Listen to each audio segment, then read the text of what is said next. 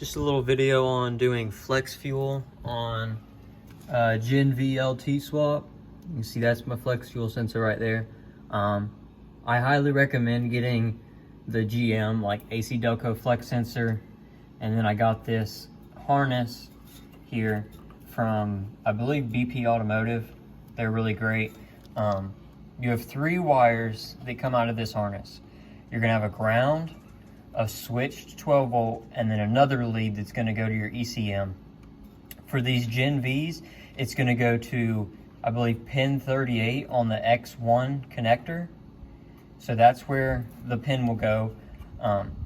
If you guys need, I can provide in the description of this video the pin so that you can crimp the little pin and then you can push it into the pin 38 X1. Then you are basically good for flex fuel. It should already be enabled in the tune. If not, just check it out. Let your tuner know that you have it set up for flex fuel. You can check in your tune.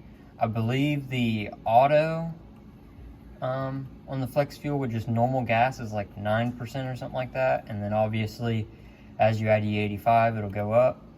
So hopefully this will help. If you have any questions, just let me know. Like I said, make sure you get the AC Delco sensor, helps from having any issues, and then you can get these connectors that attach to the sensor, seals up real nice to your fuel lines. Thanks.